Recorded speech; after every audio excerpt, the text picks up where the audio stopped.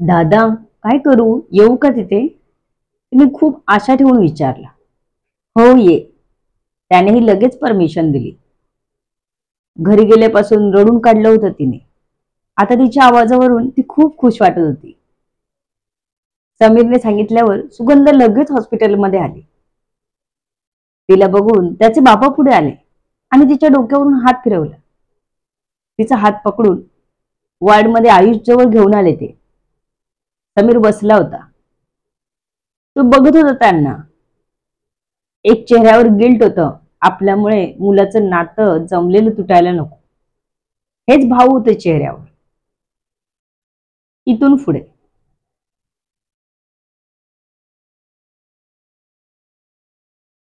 आयुष उठला की त्याला काही त्रास होईल असं काहीच बोलू नका.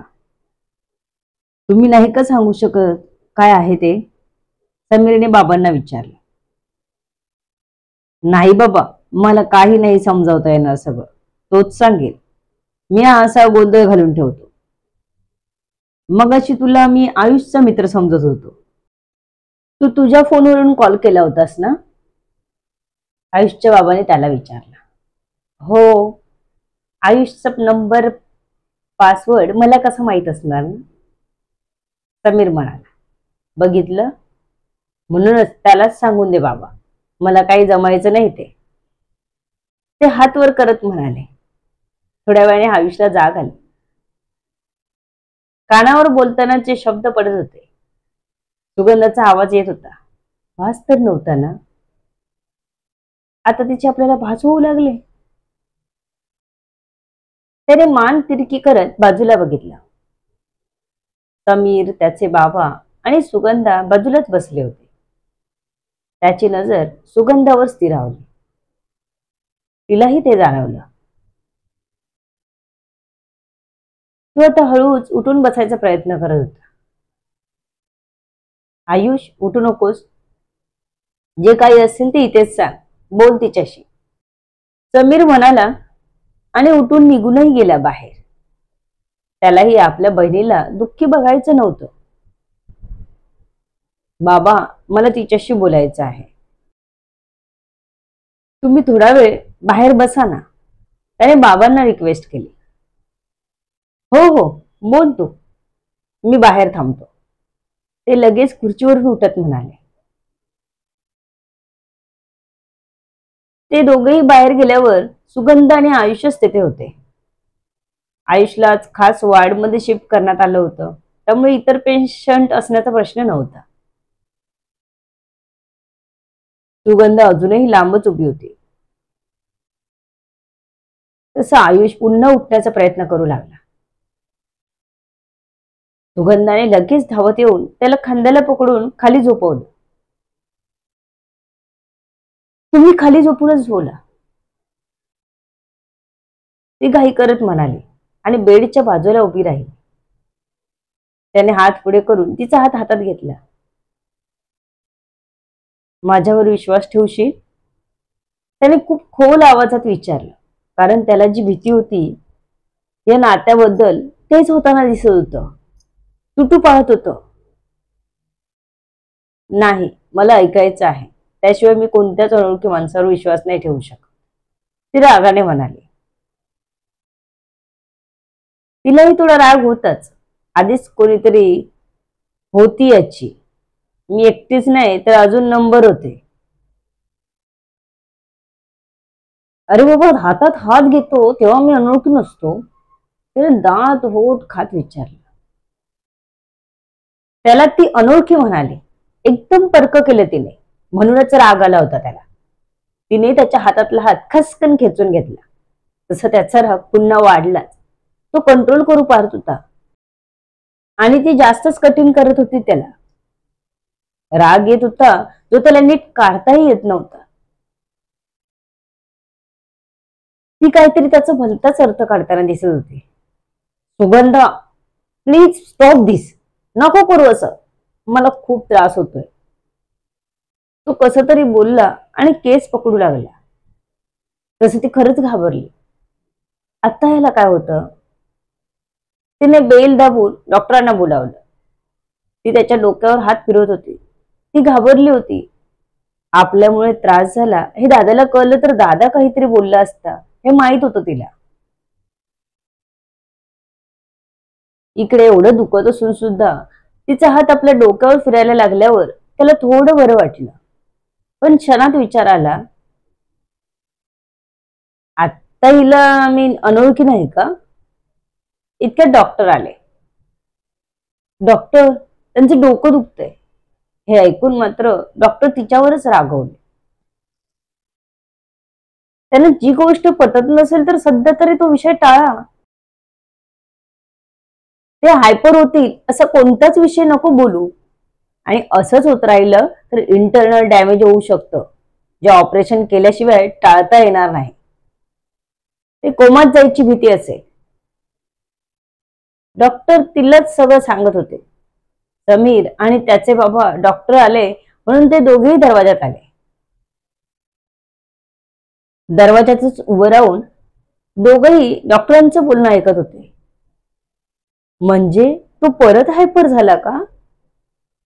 त्याच्या बाबाने तिच्याकडे बघत घाबरत विचारलं. म्हणजे करायला गेलं एक आणि झालं दुसरं, असा चेहरा केला त्याने. आता मात्र सुगंधाचा चेहरा बघण्यासारखा झाला होता. नाही म्हणजे हो, तिने आता सांगून टाकलं. तू काही बोललीस का त्याला? समीरने धटावतच विचारलं ते. सुगंधाने मौन पाळलं होतं. समीर काय समजायचं ते समजून गेला. डॉक्टरांनी त्याला परत पेन किलर आणि औषधं दिली आणि त्याची काळजी घ्यायला सांगून निघून गेले. तो पुन्हा औषधांच्या गुंगीने झोपी गेला. त्याला असं झोपलेलं बघून सुगंधालाच वाईट वाटलं. कारण उगाच ताणलं आपण. त्याला बोलू द्यायला हवं होतं. आपल्यामुळे त्याला पुन्हा झोपावं लागलं. ती तिथेच खुर्चीत बसली. बाजूला आयुषचे बाबा बसले तिच्या. बाळा, त्याला जरा समजून घे ना. त्याला बरं वाटत नाही. तू चुकत असेल, मी नाही म्हणत नाही, पण त्याचं ऐकून तरी घेतलेस का तू? त्याने हळू आवाजात समजावत विचारलं.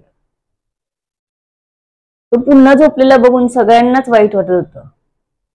तिला आपणच ह्याला जबाबदार आहोत हे मनाला टोचत होतं.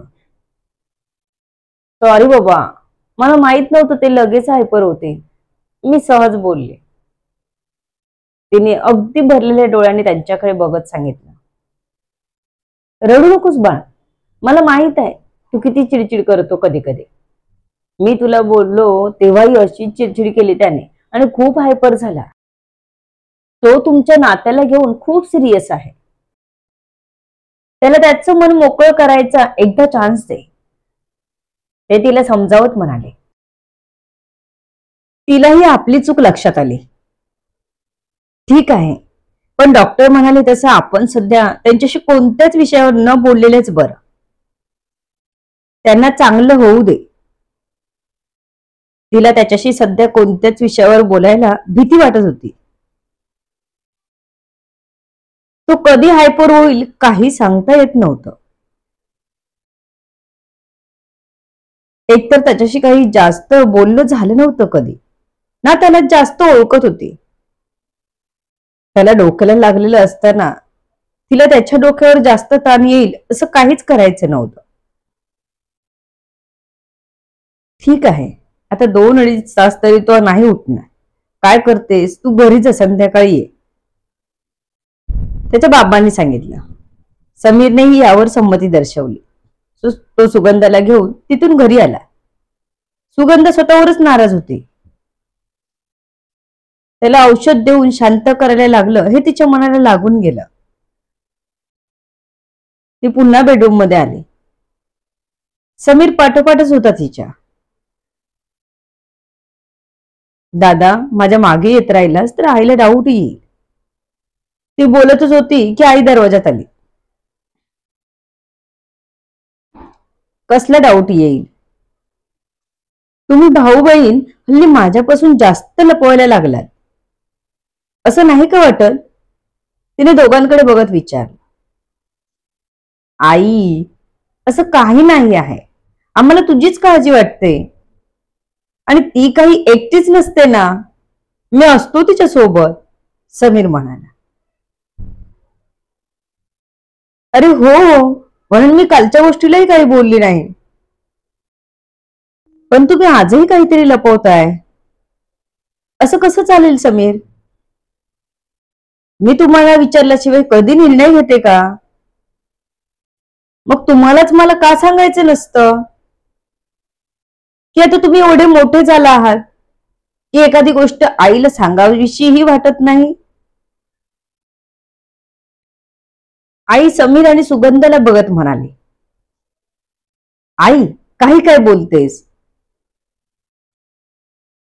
आजचा आमचा दिवस तसाही खूप टेन्शन मध्ये गेलाय. तुला काही त्रास नको म्हणून फक्त सांगितलं नाही. तसंच काही असलं असतं तर मी येऊन पहिलं सांगितलं असतं. उगाच नको तो विचार नको करूस, समीर वैतागतच बोलला. चिडून बेडरूम मधून बाहेर निघून गेला. कोणाचं काय तर कोणाचं काय, कसं हँडल करतील सर्व?